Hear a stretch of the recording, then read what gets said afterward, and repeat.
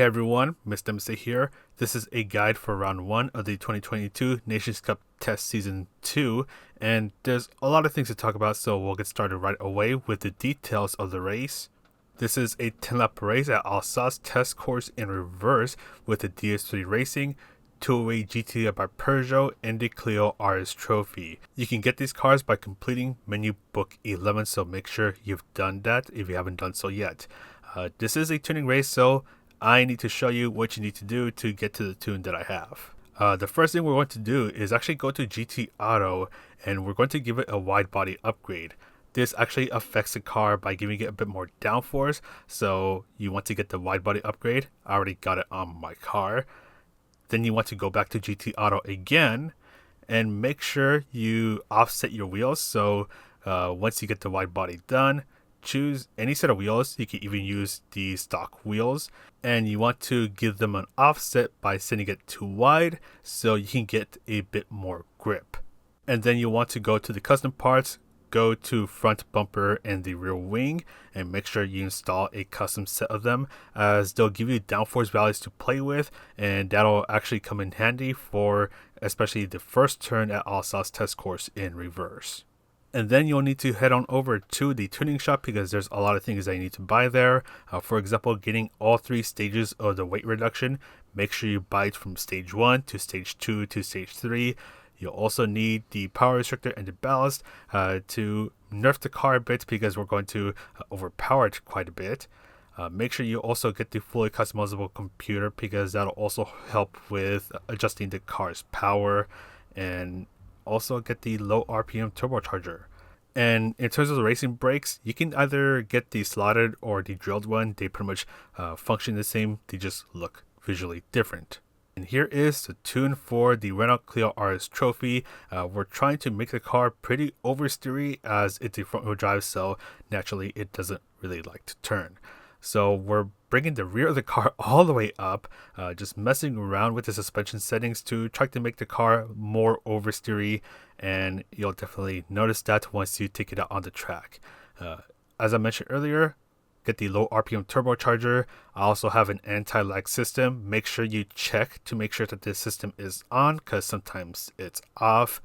And then here are the gear ratio values. So you'll need the fully customizable racing transmission. Make sure you do the auto step first. So move it to 200 kilometers per hour. Then move the final gears and then adjust each individual gear. And what you're going to get is a Renault Clio RS that is a lot more willing to turn, but it's going to feel pretty twitchy.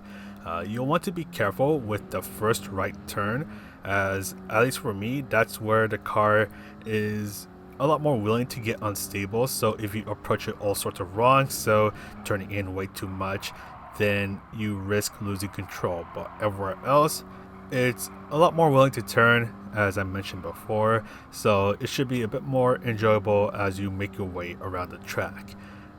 This right turn is a bit of a scary one because you kind of need to send it if you want to try to get the best lap possible, but there is a guardrail, so if you turn in too early, you do risk hitting it. So you'll want to definitely practice that area a lot if you want to really try to maximize the momentum of the car. And when it comes to the hairpins, you can take them on a higher gear, so there is just a little bit of a turbo lag, but you'll be able to get on the power a little bit earlier and get a faster exit. But anyways, let's go ahead and get started with the lap guide. So take this right turn flat out, turning in as little as possible.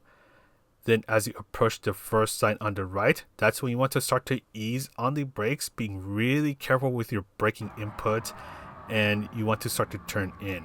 You want to go for the start of the curb on the left, as that is the apex that I'm using. Get on the throttle as you approach it and stay as close as you can to the left side of the track. And you're going to stay on the left side of the track, as here comes the really tricky part where I'm going to go ahead and send it. So multiple braking points here before the Alsace banner, or as the red area on the left starts. Use 50% braking power and start turning in. Get as close as you can to the guardrail on the right, and let the gravity assist you in slowing down and bring yourself as close as you can to the guardrail on the left. And with my setup, you can simply just take this turn on 4th gear, so you don't have to go down to 3rd gear. And if for some reason you can go a little faster doing the little curb boosting thing that I just did. But anyways, your final braking point is before the curb on the right starts. So brake as much as you can, so 100% braking power, then slowly ease off of the brakes as you're turning in. You don't have to go down to 2nd gear. You can simply just go down to 3rd gear and then get on the throttle as soon as you can and bring yourself towards the right. And this tune got me a personal best of a 53.985 seconds. So it is possible to get some banging good times with it, but it's a pretty twitchy car. It is going to take a bit of time to get used to. So if you're watching this video and you want to try out this tune before the Nations Cup race, then start practicing like right now, because you really want to get used to how the car handles, because it's a bit of a handful. And there are a couple things that you can do if this tune is giving you a lot of trouble, especially at the first turn.